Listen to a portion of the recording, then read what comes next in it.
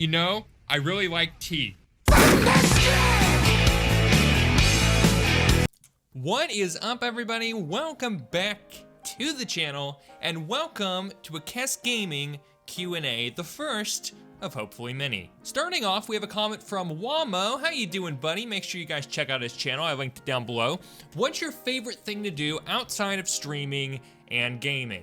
Honestly, my favorite thing to do outside of streaming and gaming is to just go and hang out with friends, and then we'll sit around, we'll talk, we'll watch TV, we'll play games, enjoy some hemp. We'll do what we gotta do in order to have a good time. So that's really probably my favorite thing to do, and it's the main thing I do other than just, streaming. And, and not just friends either. I hang out with my family a bunch, because I still live with them, so all that good stuff. Next comment here from Regular Gray. Where do you plan for the channel to go in the future? Also, are you planning more collaborations with other YouTubers? I got all kinds of good plans for stuff in the future. Got a bunch of GTA and Doom content coming out. I want to kind of get back into TF2 a little bit. It'd be fun for maybe a once a month thing to just have some big community stream, maybe a reaction stream, or one where we just played some sort of community game that we could all do together, like Jackbox Party Pack or Scriblio, or something kind of fun like that, just something along those lines. I also had a cool idea for a new series called YouTuber Sins, which would basically be me talking about some of the pitfalls you come into, mostly as a smaller content creator. Stuff like showing preference to certain community members for certain reasons, how to deal with annoying viewers without being too mean, but being firm. I don't know, there's so many crappy YouTube instructional channels out there, but some down-to-earth talking about experience I think would be a really, really cool thing to bring on here. I mean, hell, I've been doing this for 4 years, right? That's a long time. I've picked up a trick or two in that time period past just the beginner stuff of use thumbnails and use tags and tell people to subscribe, So yeah, by the way, I just subtly told you to do that, so hooray. Okay, this is fun. Animal Adventure comes in with 2 questions. How many times have you tried to lick your elbow? Is that actually a thing people do? Hold up a second. Hold up. Oh crap, that really hurt my neck. Oh, stink. Okay, can't do it. Second question, what are the qualities in the games you love that make them so good to you? See, this right here is the reason why I could never become a game reviewer, is because I'm really not good at describing what makes something good to me. But I guess if I had to just choose one basic principle that I weigh all games against, it would just be how much of a purpose do I feel that I have in a certain game environment, right?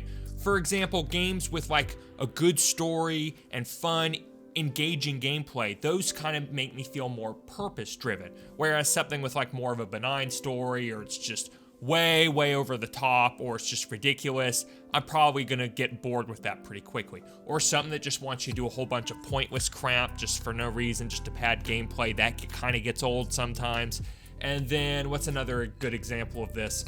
Oh, sandboxes. I've never really clicked with sandbox games like Garry's Mod, Minecraft, stuff like that, because that's just sort of a build your own world kind of a thing. And again, I don't really feel purpose driven in that. The one exception would maybe be city builder games, because, the purpose of that's kind of obvious. Question from Pidgey, which games are you planning on streaming in the future? Or, more precisely, which are the ones you were most excited for as far as playing them? I just have gobs and gobs of games I want to stream. I'm most excited right now for the GTA games, as well as the newer Doom games I'm going to be playing, and also we're going to be getting back into Chicken Invaders soon. At some point, I'd also really like to get into either Half-Life, BioShock, and Stardew Valley, because those games look like they'd be super fun as well. Oh yeah, and The Forest. That game looks cool. Question from Journeyhawk, what gave you the idea to make a never-ending list of games for your streams?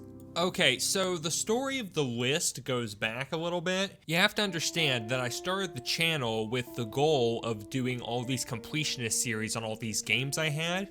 So whenever somebody would suggest that I cover a new game, I'd say, cool, I'll check it out and put it on the list. And so eventually people wanted to actually see what the list was.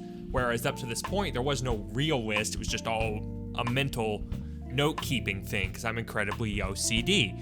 So I actually sat down and wrote out a physical list, and I included all the games that were in my library, right? On Steam, Epic Game Store, Origin, everything. All the games I had, I put on the list.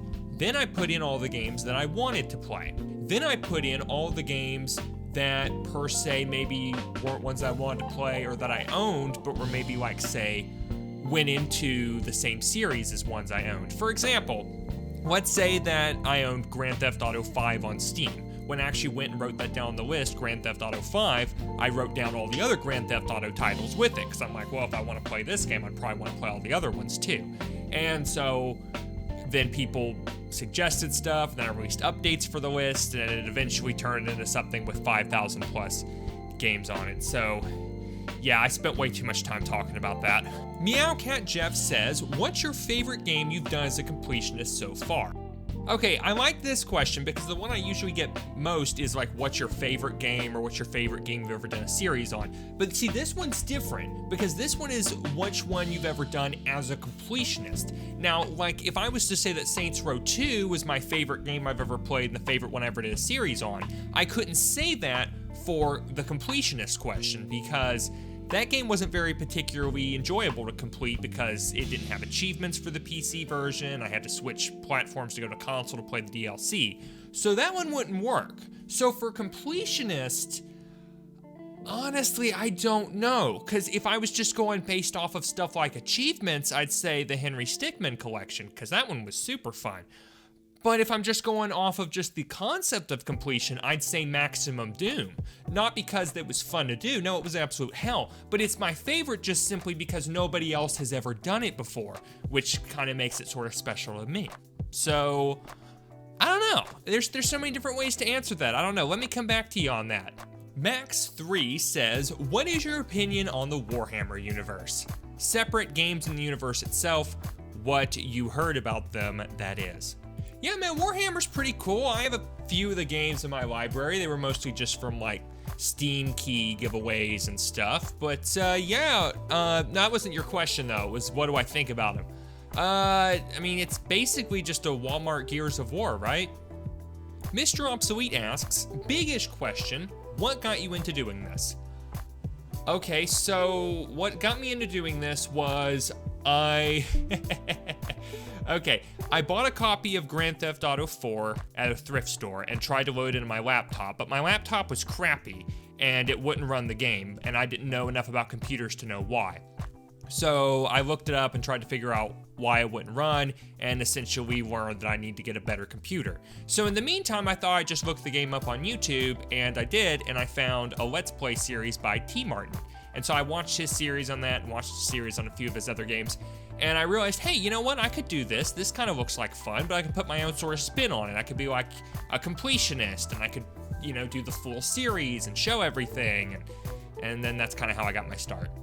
And the ironic part is, to this day, I still haven't done a series on GTA 4. But that'll be happening sooner than later, because I'm about to finish GTA 3, so there you go.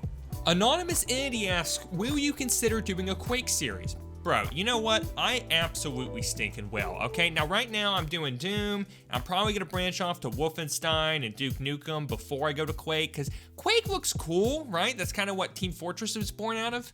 But it's not, I don't know, it's not like life-changingly interesting to me. So it's like a game I would do, but I wouldn't do anytime soon, because it's just, on like an interesting scale, it's kind of like a 5, you know what I mean? It's kind of like off-brand Pop-Tart interesting.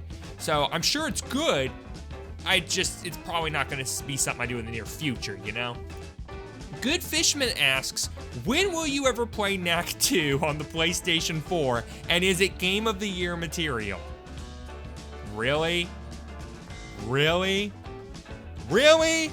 Bennett asks, is the Completionist series morally permissible? Hey, is your mom morally permissible? Ho ho! DuckmanTF asks, what do you think of Linux becoming the future, as people say? Honestly, I think those people don't know what the hell they're talking about, because Linux is just always going to be kind of a fringe thing for people who are super into tech stuff. Most people generally don't really have any real reason to use Linux or to switch to Linux over just using you know, your version of Windows, because Windows kind of already has everything you really want and need out of it. And also at this point, they have like full Linux support. So even if you wanted to mess around with Linux, you could just do it from the comfort of a familiar Windows environment. But yeah, Linux is just kind of stuck in this catch-22 effect of like, well, we need people to use our platform in order to get more stuff supported on it, but people aren't going to want to come over here if we don't have a lot of stuff supported. So yeah, no, I don't buy it. I just think Linux is always going to be a fringe thing. I mean, I keep an eye on it, and you know, it's doubled in like amount of users as far as like market share is concerned of operating systems. You went from 1% to 2% in the last 5 years. I mean, good job, that's great, you doubled, but that's not the future, and I don't think it really ever is going to be, quite frankly. Gerard asks, what game are you looking forward to playing in the future? Now, Pidgey already kind of asked the same question, but that's okay, because I actually thought of another game I want to play soon. Bigfoot, right? Why haven't I checked this out yet? This looks amazing. So Max, again, asked this question, considering other streaming platforms for the future of the channel. No, really can't say that I am. I mean, YouTube is just kind of the way right now. I don't have any reason to go anywhere else. What would happen to you if, hypothetically, let's say YouTube shut down for no reason forever, what would be the first thing you'd do? Okay, I hear this question, and even though I think it's really, really unlikely, what I would do, honestly, is I would figure out what other platforms there were out there that I could just upload my videos to and just kind of start fresh on. And then I would download all my videos, all my stream archives. I download everything off of YouTube onto my computer and go through the laborious task of re-uploading it all to the new platform. Or maybe if there was like some online migration tool removal thing, I'd just do that. I mean, you gotta give me more to work with here, dear. Are we talking like post-apocalyptic, or are we just talking about some other big company is in charge? Nighthawk asks, when will the war between tea and coffee end?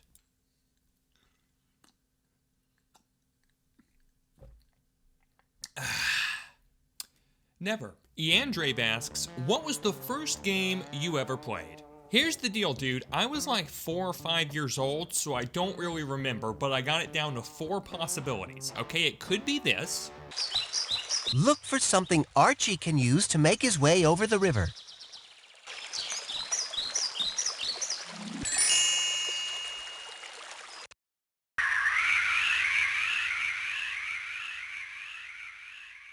Or this.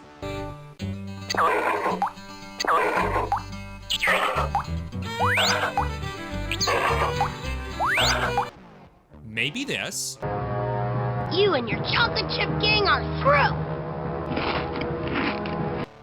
Or even, possibly, this, with minor variations. So like the second set of 10 levels will have Oh! Are you serious? I just got in the game and I've already died. Oh, crap. Tropical Dark asks, when are you going to do FNAF 3 and an Outlast series, and what is your favorite Doom game?